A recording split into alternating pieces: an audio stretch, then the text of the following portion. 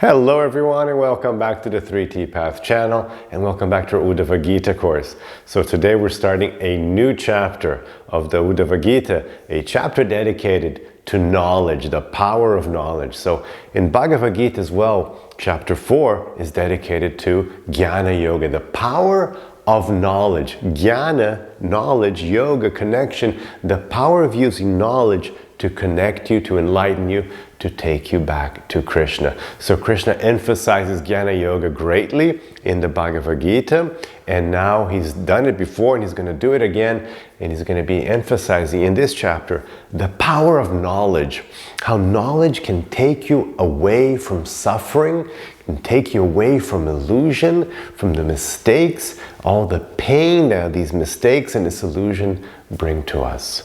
So if you want to watch, of course, all the previous classes in this course, we have already 108 recorded classes in this course. Make sure to become a member of this channel, and the instructions are here in the description of the video. So here we are, we're in the 11th canto, 19th chapter, verse 1. The Supreme Personality of Godhead said, "A self-realized person who has cultivated scriptural knowledge up to the point of enlightenment and who is free from impersonal speculation, understanding the material universe to be simply illusion, should surrender unto me both that knowledge and the means by which he achieved it." This is a very interesting concept. And the idea here is that, for one thing, we want to cultivate knowledge. What kind of knowledge we want to cultivate? The knowledge that is, one, free from impersonal speculation. What does that mean? The impersonal standpoint is that in which you understand that there's something beyond matter, you accept transcendence, but you don't understand or you don't accept the transcendental form. You don't understand or accept that beyond matter there's also form, there's also personality, there also are interactions. You can dance with Krishna, you can talk with God, you can walk hand in hand. You don't understand that these things can happen without matter, that there's another level of reality that isn't devoid of form and personality. Because the idea that only in matter can you have form and personality is a misconception. It actually doesn't make sense. And every night you experience that it doesn't make sense because you go into the dream world. So when you're in the dream world, there is form and there's personality, but it's not material form and personality. You don't see the water in your dreams isn't made of H2O. It's still water, but it's a different kind of thing. It's a different substance that's making that water. It's a different forms. The bodies you're seeing, they're not made of cells. They don't have blood running in them, but it looks like it, but it's something else. And just like that, the scriptures explain, there is a higher reality beyond matter that is also contains form and personality, because actually personality is from the soul. What makes you think, want, desire, feel, these things which only persons can experience, which things cannot experience, these things are from the soul. It's the soul that's the person. Your body isn't a person. If you go to the cemetery, you can't have conversations with the buried bodies there. You can't go to the morgue and have a party. You know, the people are dead. There's nothing there. There's no personality anymore. It's just a dead body. As soon as the soul leaves the body, there's no more person, there's no more personality, it's just matter. It's just a very complex machine in decomposition. That's all it is, a very complicated machine that's now decomposing. That's all that bodies are. So the personality, what makes you a person, think, feel, love, decide, these things that make you a person and not a thing, that distinguish you from things, that's the real you, that's the soul. So the impersonal conception it's an amazingly bizarre idea that beyond matter, there is no personality. There is no person. And that God, therefore, doesn't have a personality either, isn't a person. God can't feel, think, talk to you. He won't listen to you, he won't do anything. It just is. So that's the impersonal concept. But, so the idea is, Krishna is saying, you want to make sure you go beyond that, because if you don't have scriptural knowledge, if you don't get a proper source for your transcendental knowledge, if you're not fortunate as you all are to be hearing, as we all are here, to be hearing from Krishna directly, Uddhava-gita or Bhagavad-gita, if you don't have a proper source, where are you getting your information from? You always have to ask this question: where did you get your information from? Because you got it from somewhere, or you made it up. There's the only two options. Either you made it up, or you got it from somewhere. So you have to question, where did you get it from? And you say, oh, I got it from that person. Okay, where did that person get it from? So you have to follow the chain. You have to go back and see, where is that knowledge coming from? And it's amazing that people don't do that, even for like simple things, even for material things, even for like any kind of information. But what to speak of the most important kind of information, which is spiritual information. That is actually the most important thing. If you want to know about God, that is the most important thing. Once you like snap out of it, you'll understand that this kind of knowledge is the most important knowledge. Because if you get this wrong, you got everything wrong. So, where did you get your knowledge of God from? Oh, I heard it from that person. Okay, where did that person? I heard it from that. And then you go back to a source. In our case, here's our source. We have Bhagavad Purana, we have Bhagavad-gita, we have Yoga Sutra. So we have a source. In my path, Bhagavad-gita, Bhagavad Purana, Yoga Sutras. Those are the sources I use in my work that I pass to you, to my students. That's our source. And what's the source? It's Krishna. So we have, look, Krishna came down and he brought us this information. We have the information directly from God. We have no reason to dispute this knowledge. It's ancient, it's beautiful, it's perfect, it's internally consistent, it's rational, the presentation is very intelligent, philosophical. So this is, there's no reason to doubt it. So you analyze the source and you go with that. And you can say, oh, but I can't choose all the sources. Well, you have to make a choice, because if you decide not to choose, that's still a choice. If you decide not to make a choice, that is a choice. Can't get away from it. So you have to do your best. You have to do your research. You have to do your own research. Do your own research, and you have to find out what's the best source. So, I want to be a Christian. Do your research. Find out. Study. There's like vast material concerning Christianity. It's the most studied religion in the world. There's like so many wonderful academics. Study that source. Where do those Gospels come from? Who wrote them? How were they written? Where? What about the historical Jesus? Find out. If that's what you want to do, investigate. And see if that's like, okay, that is a good source. Not just because you have faith or because your local, parish priest told you about. Study. Because the priest is saying, where did he hear it from? You heard it from someone, you heard it from someone. And then what's the source? The source, okay, it's the gospel, so it's the Bible. So where did they get that from? Who did that one? Who? Oh, somebody wrote the Gospel of Mark. Where did the person who wrote the Gospel of Mark get his information from? You have to study, you have to ask, who is it? Who are they? What's the source? Because everybody knows it wasn't actually Mark, writing. So where did that person get the information from? So study the source.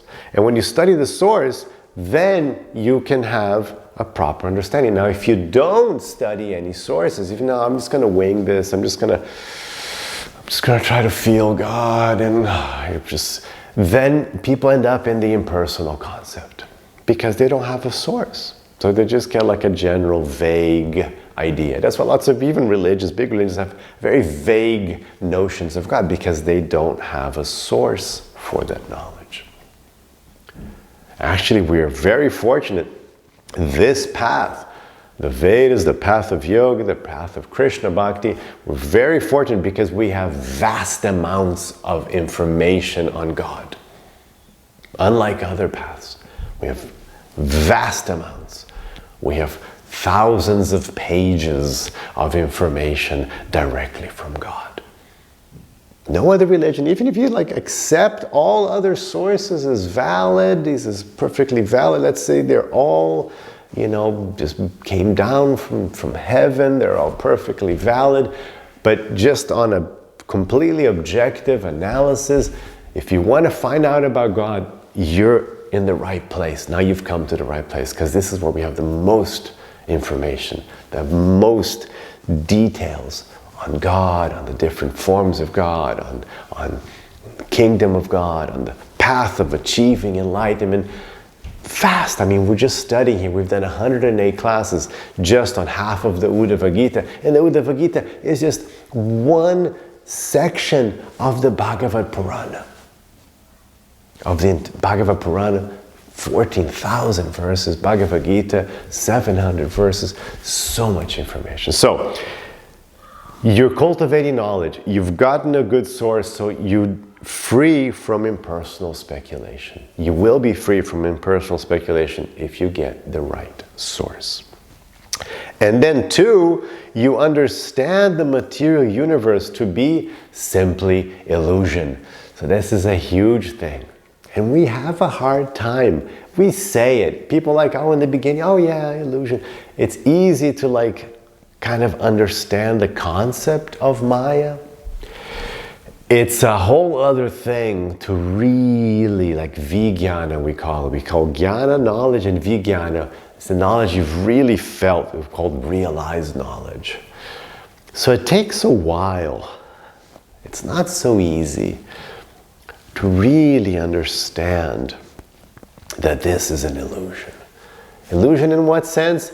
It's real, yes, it's real, but it's not eternal. It's changing. It's illusion in that sense. You have to understand the way this term illusion is used. It's not like in the sense of, I'll pull a rabbit out of my hat and oh, where's the rabbit? No, it's not illusion like as a little trick. It's in the sense that it's real, but it's impermanent. It's always changing. It's not the ultimate reality. There's something behind it. It's in that sense, this is an illusion. It's not the ultimate reality. There's something behind it, which is God and transcendence, and it's just ephemeral. Always changing. So what's the matter? It's time, which is God, is pushing everything forward, is changing everything at every moment. So in that sense, it's an illusion. So once you understand these 2 things, look what Krishna says. 2 things happen when you get proper jnana. You will surrender unto me both the knowledge and the means by which you got that knowledge. So you'll connect to Krishna, you'll surrender, you'll be connected to Krishna. You'll no longer need, because you've achieved the information and the means by which you achieved it. And then we'll see here in explanations that because you would have different means of cultivating this knowledge and efforts and practices and austerities and things, everything you did to get to that point, you don't need that anymore because now you got it. So one interesting thing about knowledge, because in this path we're cultivating behavior, knowledge, and devotion. And you'll see my people who have been with me a while, I call this the 3T path pyramid. The threefold path of yoga. So in this path, we have knowledge, you cultivate knowledge up to a certain point, but then it gets to a point where you got it. knowledge has an end point. In terms of like transcendent, like you get it. You finally understand God, the nature of God, the nature of the soul, the nature of the spiritual world. And then it kind of ends, of course, there's always more now, but you've achieved the goal. You've graduated. It's like, you do whatever course, and the course comes to an end. Even this course, even though it's very long, it will come to an end. So knowledge, there's an end point. So if you were to graph it out, knowledge in the spiritual path is like this. It kind of does this kind of curve. So in the beginning, it's very steep. You're learning so much. Everything's so difficult. And then you start understanding more and more and more. And then, you'll still be learning, but then you just like, every once in a while you get a little like insight, but it starts plateauing. In the beginning, it's like everything is so new, it's so different. There's so much to learn. But once you persevere in jnana-yoga, once you stick to it for years, you kind of like, it kind of plateaus out. Like, okay, I get it now. You've been doing this for 10, 30 years like me, and then you can, like, I kind of understand everything now. Sure, just a little, I want to understand more details, and you can learn about different history. Okay, fine. But basically, you got it. Now, devotion, however, devotion is different, because devotion, you start without any devotion, and it starts increasing, and it does this kind of curve. If you were to plot it out, devotion does this. It goes, slowly at first. You're trying to develop your love of God, your devotion to God, and it starts increasing, and then it just keeps going up. It never ends. That's why in the more poetic tradition, we talk about Radha Krishna, we talk about their love increasing more and more. The love Krishna has for Radha and the love Radha has for Krishna. It just keeps going up and up and up. It never ends. It never plateaus. Like, okay, that's all, I can love you. I can't love you anymore. Every day, every moment, you're in the kingdom of God. You're not even here anymore. You're back with Him. You're with Krishna face to face. But you're loving Him more and more every day. That's what we'll see we saw in the 10th canto of the Bhagavad Purana, how all the associates of Krishna, the Vraj residents, Dwaraka, they just have more and more love. You see the Pandavas, they don't they just have more and more love for Krishna. That is the nature of Krishna, all attractive. That's the beauty of bhakti, of devotion. It's ever more. Just more and more. So knowledge plateaus out, bhakti increases eternally. Okay, purport. Maya matram idam gyatva indicates knowledge that the eternal spirit, soul, and the eternal personality of Godhead are completely separate from the temporary qualities of the material world. The word vidya shruta sampanna means that one should cultivate Vedic knowledge for the purpose of enlightenment, and not to make a show of mysticism, intellectuality, or impersonal speculation. Having neutralized the illusory effects of Maya, one should then transfer one's attention to the Supreme Personality of Godhead, surrendering the process of philosophical negation to the Lord Himself. Srila Jiva Goswami gives the example that when there's danger, the king may issue weapons to private citizens, but after military victory, the individual citizens return the weapons to the king. Srila Vishwanath Chakravarti Thakur explains this point of this verse as follows. Somehow or other, the living entity has to free himself from material illusion, which has covered him since time immemorial. cultivating desirelessness and renunciation by practice of the mystic yoga system, the living entity develops knowledge of illusion and may thus lift himself above the reach of material ignorance. However, once one is situated on the transcendental platform, both knowledge of illusion and the process of acquiring such knowledge have no further practical application. Srila Vishwanath Chakravarti Thakur gives the example that a man may be haunted by a ghost of a snake or a tiger. As long as the man is possessed and thinks, I am a snake or I am a tiger, attempts will be made to counteract the ghostly influence by application of jewels, mantras, and herbs. But when the man is freed from possession by ghosts, he again thinks, I am Mr. So-and-so, the son of Mr. So-and-so, and returns to his original nature. At that time, the jewels, mantras, and herbs have no further immediate application. The word vidya in this verse thus indicates knowledge acquired through philosophical analysis, mystic yoga, austerities, and renunciation. Such knowledge of the temporary, illusory nature of this world counteracts ignorance, and there are many Vedic scriptures that train the living entity in such knowledge.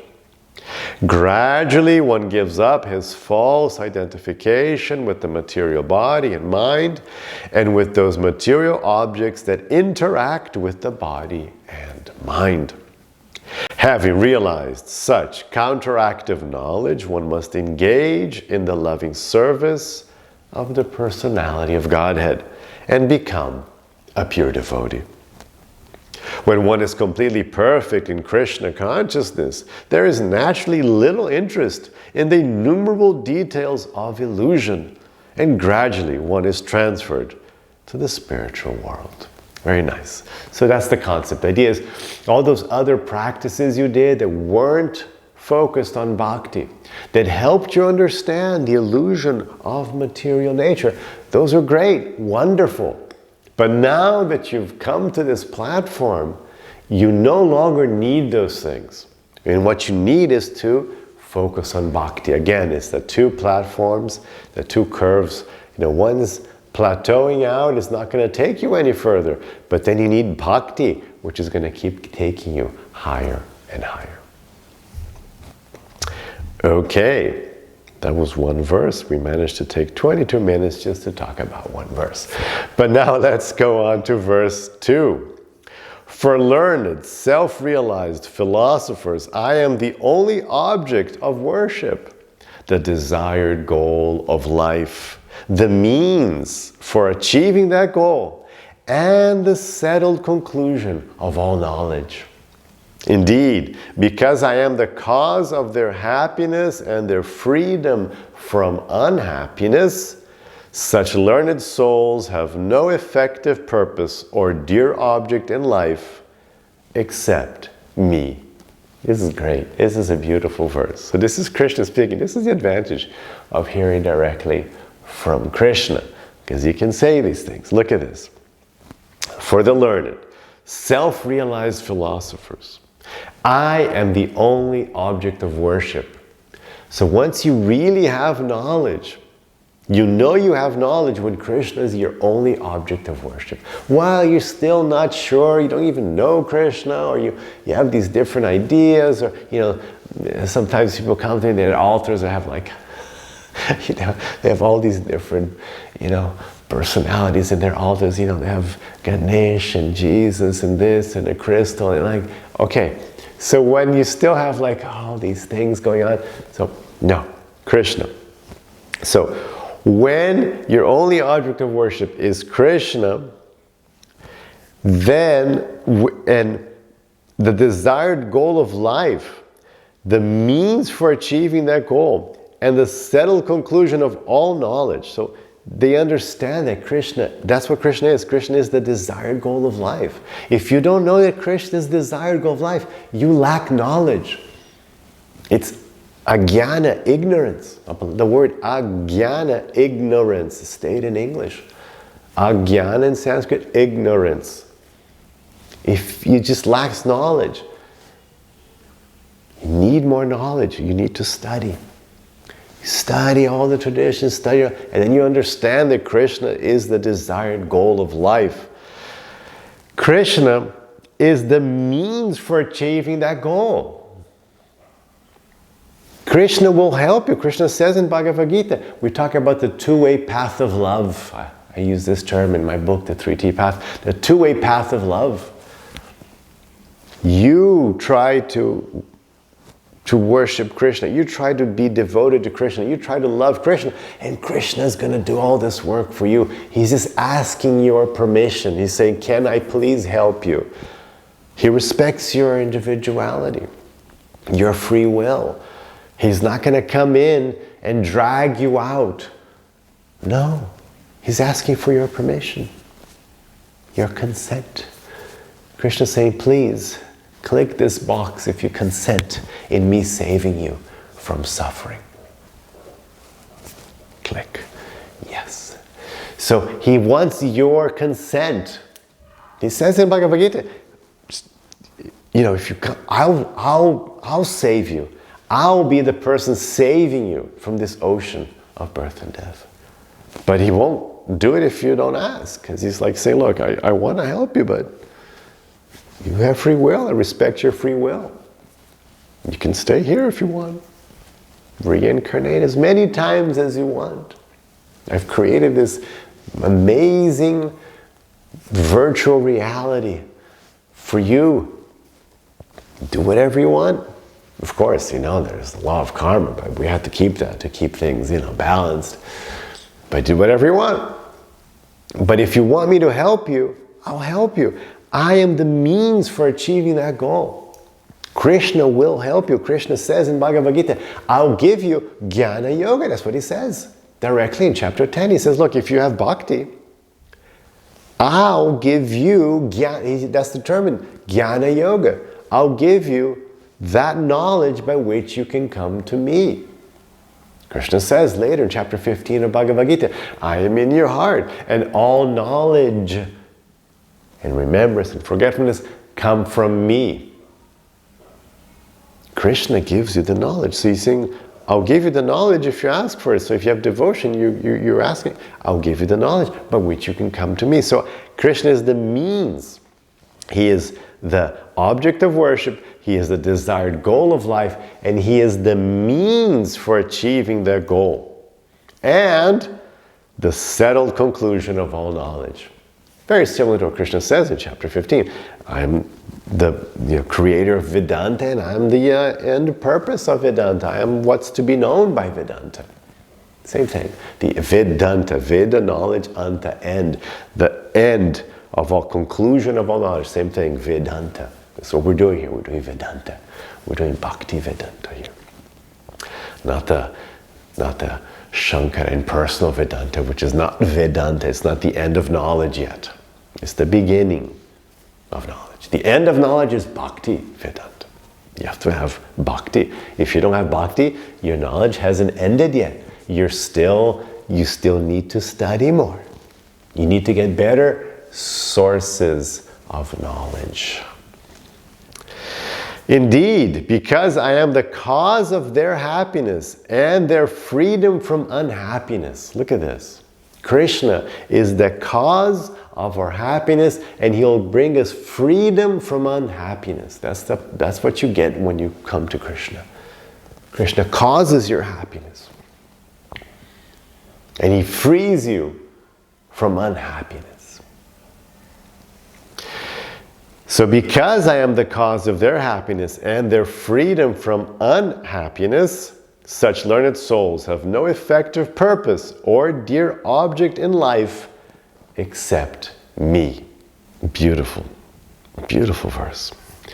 Let's read the purport. In the previous verse, Lord Krishna stated that one should ultimately surrender unto him that knowledge by which the material world is seen as illusion. Material attachments are certainly problems for the living entities. since they are diseases of the spirit soul. One who has contracted a skin disease that causes terrible itching gains only flickering relief by scratching the unbearable sores. If he does not scratch, he suffers greatly, but by scratching, even though there is an instantaneous sensation of pleasure, unbearable misery follows as the itching increases. Real happiness is not found in scratching one's skin infections, but rather in becoming free from such disease. Conditioned souls are harassed by many illusory desires, and in desperation they try to gratify their senses through the hopeless scratching process of illicit sex, meat eating, gambling, and intoxication. They further try to gain relief through material society, friendship, and love, but the result is unbearable suffering. Real happiness is to eliminate completely the itching disease of material desire. Since material desire is a disease of the soul, one must acquire knowledge to treat this disease and eliminate it. Such therapeutic knowledge is essential as long as one is diseased, but when one is fully healthy, such technical medical knowledge is no longer interesting to the healthy person, and he may leave such knowledge to the doctors. Similarly, in the advanced stage of Krishna consciousness, one need not think continuously of one's personal problems, but rather think of the Supreme Personality of Godhead. Lord Krishna, with love and devotion. Lord Krishna advises in the previous verse that one should eliminate one's personal problems through technical knowledge of illusion. After giving up constant meditation on such problems, one can then become a lover of God.